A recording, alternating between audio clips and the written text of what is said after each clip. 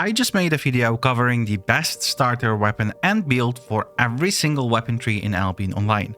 17 builds in one video. And the most common question I got after that? Okay, but which one should I actually play? So that's what this is. My personal top 5 picks. The builds I would actually tell a friend to start with today. And at the end, the single best weapon I think a new player should start with in Albion Online right now. That one already has its own full guide, and I'll send you straight to it when we get there. Here's what actually made a build qualify. First, it had to be cheap. Every single build here is beginner affordable. No hefty requirements, nothing that needs a ton of silver before it works. You can run all of these immediately. Second, it had to be effective early. No builds that only become good after grinding through your ability progression. If it doesn't pull its weight from the start, it's not here. And third, it had to have a clear identity, not just decent at everything, but a real reason to pick it over everything else. Now the full builds for all of these 5 weapons are already covered in the 17 builds video, so if you want the complete breakdown, that's where you go. This video is different. This is me telling you which ones I'd actually prioritize and why. These aren't the 5 most popular builds. They are the 5 I actually believe in. One of them almost nobody talks about, and that's exactly why it made the cut. Let's start with the most approachable build here, the Great Fire Staff. If you're new to Albion and you want something that just works without overthinking it, this is it. You're playing at range, which immediately removes a lot of the problems melee players walk straight into. The damage is strong from the start, and the weapon naturally supports 2 different ways to play depending on the situation. The first way is single target. You select the target, burst it down before it even gets a chance to close the gap on you, and you do that by pairing your damage with Firewall, which keeps enemies at a distance while you dish out damage. Without it, a melee player just runs straight into your face. With it, they're stuck. The second way is full area of effect. Instead of one target, you're clearing groups, and your mobility spell gives you just enough movement to kite and keep enemies from reaching you while you do it. Same weapon, 2 modes, depending on what you're doing. The trade-off is that you're not naturally mobile. This weapon wants you to hold position and use your tools smartly. If someone gets on top of you without your crowd control available, that's where things go wrong.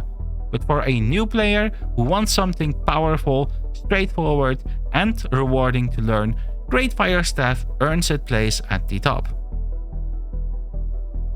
Now this next one is very different. Almost nobody talks about this weapon, and that's exactly the problem, because it's one of the strongest options a beginner can run right now. Battle Bracers.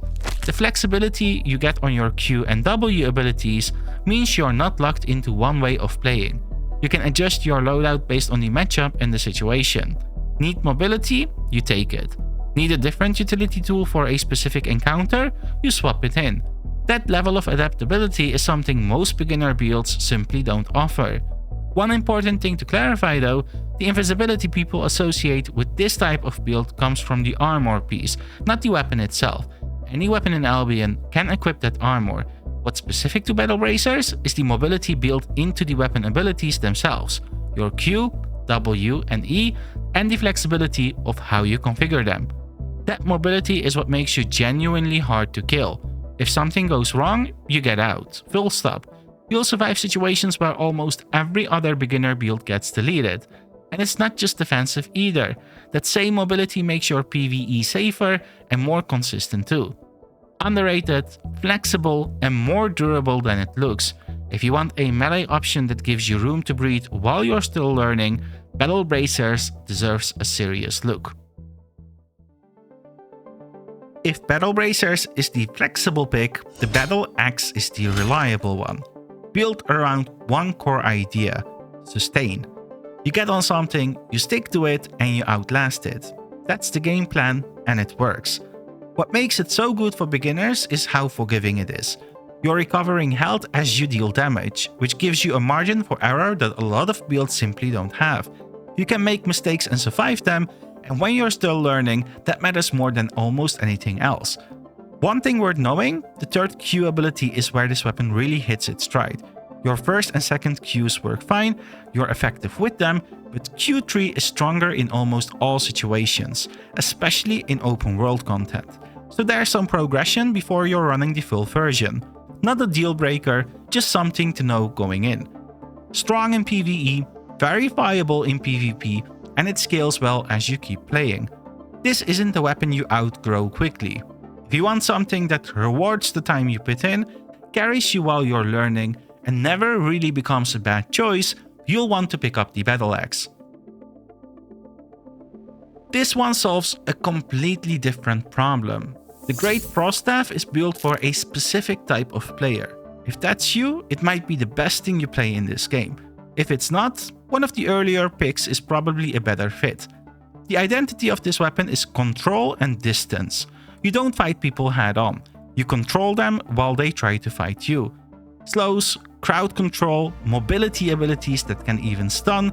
It gives you more tools to dictate spacing and punish aggression than almost anything else a beginner can access. You decide where the fight happens, and that's a powerful position to be in. PvE, that's the honest weak point. There are better farming options, and I'd rather tell you that up front. If PvE is your main focus, look at the earlier picks. But for open world PvP, this is genuinely exceptional, and it has a real skill ceiling. The better your timing gets, the more untouchable you become. That's a rewarding curve to climb. Cheap to run, strong from the start, and if the playstyle fits you, one of the best choices you can make as a new player. Last on the main list, and the highest ceiling of anything we've covered, the one-handed Arcane Staff. I'll be upfront, there is a learning curve here.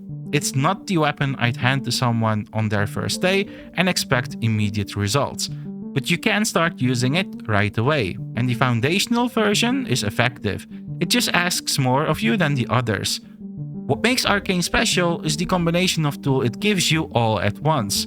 It's ranged, it has strong PvP damage, genuine mobility, real utility, and a mechanic almost no beginner thinks about when they first start playing: purging. Purging means stripping buffs off enemies. In Albion's open world PvP, that is a powerful skill, because a lot of what makes other players threatening comes from the buffs they're running. When you know what to purge and when, you start dismantling people's setups before they've even fully executed them. You're not just dealing damage, you're making decisions they can't counter. That's what separates Arcane from everything else here. The knowledge you build while playing it is the weapon. The gear is almost secondary. And like everything else on this list, it's cheap. No reason not to try it. So those are the 5. Great Fire Staff for range, damage, and a straightforward learning curve. Battle Bracers for flexibility and survivability most people don't see coming. Battleaxe for sustain and something that carries you while you learn. Great Frost Staff for open world PvP. And Arcane for the highest ceiling here, if you are willing to put in the work to reach it. But I promised you the number 1 pick. That's Dual Swords. I'm not covering it in full here, because it deserves more than a short segment at the end of this video. I already made a dedicated guide on it. Build, abilities, playstyle, everything. It's linked on screen and in the description. If you want the single best overall starter weapon in Albion Online right now, it's this one. Go watch the guide. And once you've picked your weapon, if you want a clear path on how to actually get started without wasting time or getting stuck, I've got a fast start guide built specifically for new players. It works with any of these builds, and honestly with any of the 17 weapons from the previous video. That one's in the description too. If this helped, like and subscribe. It genuinely makes a bigger difference to the channel than most people realize. I'll see you in the next one.